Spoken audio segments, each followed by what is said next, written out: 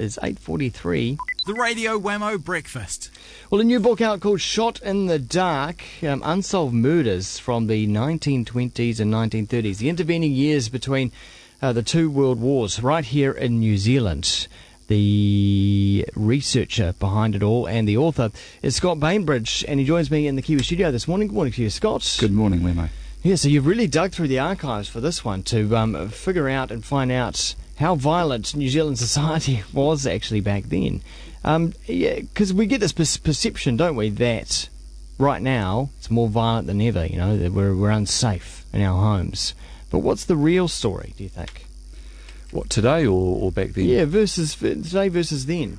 Well, I think back then major crimes, particularly murders, were capital offences. So, and there's also that the mindset of people back then.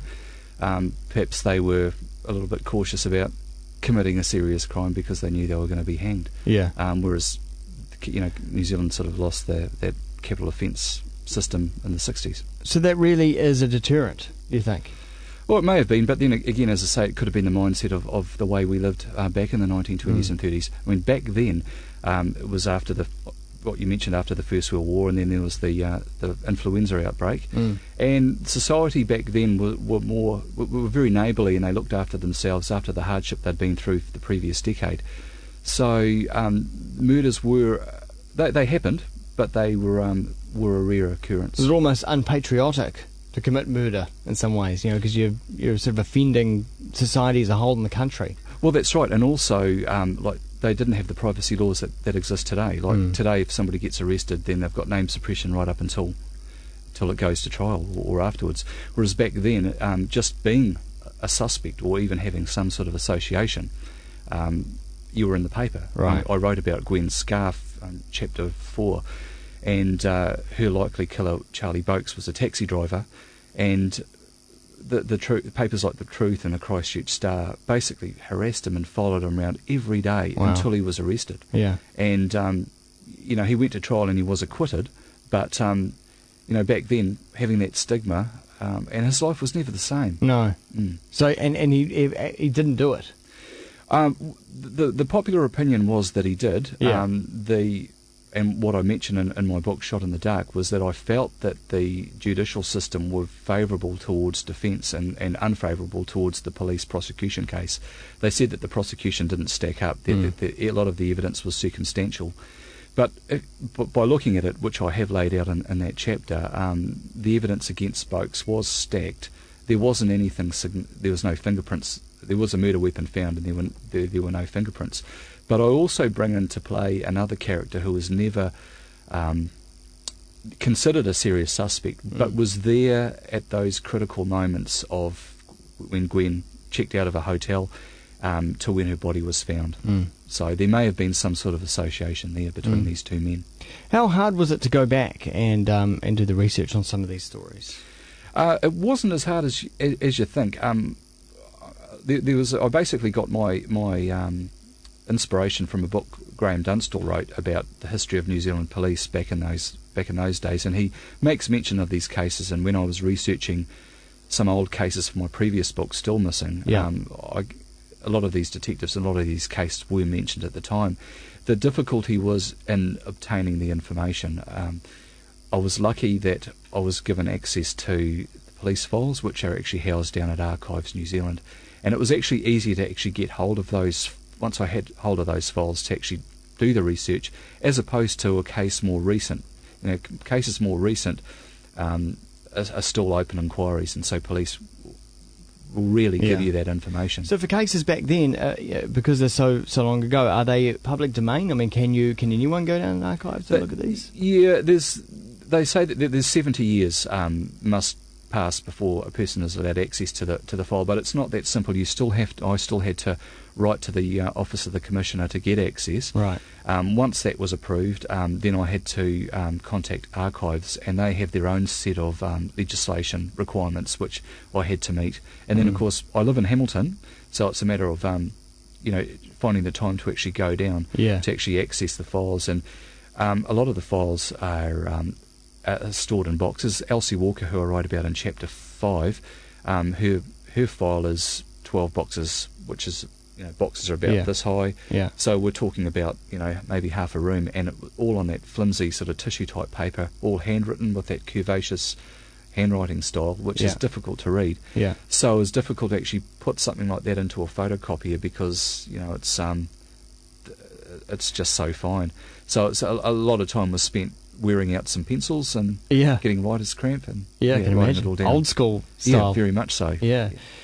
One thing that struck me, and I think it's always the case whether it's to do with murders and whatnot, but the people, because you put a lot of photographs in the book as well, but the people featured, they always look a lot older than what they actually are. Just trying to remember who was it, Elsie? Yeah. Who's was only quite young. Yeah, that's right. She was 17. She was 17, but she looked 40 something. Yeah, yeah. But I think again, going back to what New Zealand was like back in the 1920s and 30s, I think people grew up quickly. Like today, for me, it's inconceivable looking at a say a boy of 18 or 19 that the possibility he could go off to war and get killed. Yeah. But back then it was common and it's hard to imagine, isn't it? And young people, they left school at a very early age. I mean, Elsie left when she was about 14 and she had her first job about a year later. Frank Dew, who I mentioned in chapter 2, he was killed up here in Arch-Hill. He was 21 when he died, but have a look at the photo and he looks quite a bit older, yet he he'd been working since he was about 14 or 15 in a dairy in Graham. Right. Guess they've almost lived in age. Yeah. And perhaps people were harder working. Yeah, I'd say so. Then as well. You alluded a little bit earlier on to the different media rules back then, and certainly name suppression wasn't one of them. Did that make the job a little bit easier though, and getting the fuller story? Yeah, it was good in the sense that I could write about someone, particularly in this case Charlie Boakes, who's probably killed Gwen Scarfe, and name him because it was actually written about in the papers. The thing about the media in the day, and we're talking about in a period where there was no TV,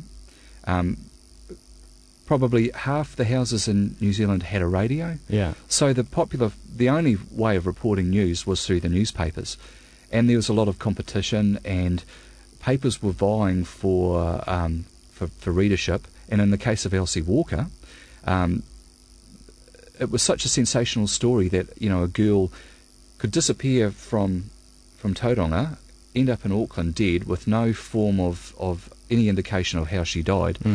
She couldn't drive, so there's a little bit of mystery around that. But the media particularly the Truth, jumped on that really quickly and really sensationalised that whole case as if it was like a crime fiction serial. Right. So every week there was something new, and they were interviewing people that weren't even properly connected to the case. People that lived on the road, or sort of lived on the way between Tauranga and Auckland. Oh, did you see Elsie Walker drive by? Oh, no, but I saw a car, drive by. And then all of a sudden, that's front page news. Witness sees Elsie Walker, looking terrified in the front seat of a car. It was all rubbish. So some things don't change in some ways. With well, that kind of reportage, that sensationalising of things. Yeah, well, no one sued anybody back then for that kind of thing, and probably there wasn't the procedures in place to do so. But certainly, having a look at a lot of the articles that I did when researching for this book, they could have potentially been a lot of trouble. A lot of ghosts in your head from reading about these people and learning a lot more about their lives and the way they died? No, I would say it's for me it's kind of not so much an escapism, but it's what I enjoy doing. And I know it might sound macabre or quite bizarre, but I really do enjoy, and I always have enjoyed trying to solve these mysteries, particularly real life mysteries. And Did you come across anything that would help the case now, and police might want to reopen some of these? I certainly believe that I like in at least 4 of the cases I think could have been solved with today's technology. Yeah. Back then there was none of that CSI type science and forensic science that's available today. A lot of this would have been open and shut with a DNA Absolutely, test, right? and a lot of it back then relied on the skill of the detectives. I mean, back then there was, there were like Detective Bickerdike, who I mentioned, who features throughout the book, was the type of detective that would actually take you around the back and give you a beating to get a confession. Yeah. And it was accepted, and he was quite a highly respected police officer. Yeah.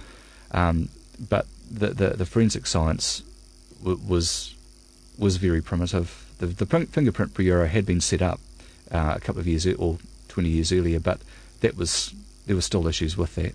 But I do think that, as I say, in at least 4 of the cases that I've written about, that they could be solved today. They could be solved. Yeah. I doubt whether police would be interested in reopening them, because a lot of the major players are dead. Yeah. So that's the thing, isn't it? Yeah.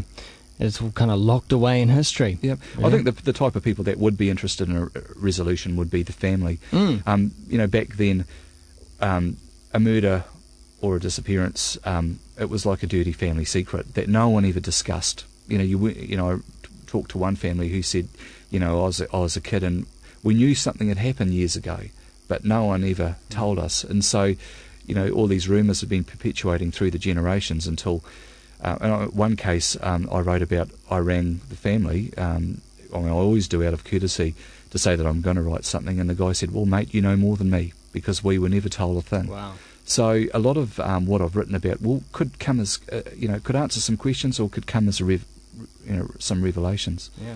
At my book launch in Hamilton several weeks ago, I had Angela Dorgan, who is the great-granddaughter of Constable Dorgan, who's chapter 1 in my book. He was an officer that was shot to death in Timaru.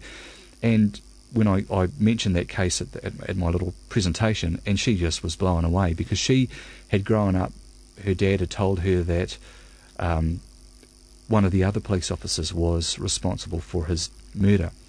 And that was a rumour that her dad had heard. But, I'd already written in the book, without knowing that who she believed, or who that family believed was the killer, couldn't have actually been there at the scene at that time. Okay. Yeah. So, that would have come as some revelation to them. And somewhat healing, I suppose, as well, really. Yeah, but in a some family's history. Yeah, but in some respect with that one, they've, I guess, grown up believing that Constable Christopher killed Constable Dorgan, and may have accepted that is what happened. I'm turning around now to say that didn't happen. Okay. So who did? And so, it raises a whole lot of new questions. Well, those questions are raised in the book called Shot in the Dark, and Scott Bainbridge has been my guest. Go and get that new book and really open up an extraordinary chapter in New Zealand's history. Thanks so much for that, Scott. Thanks so much for having me.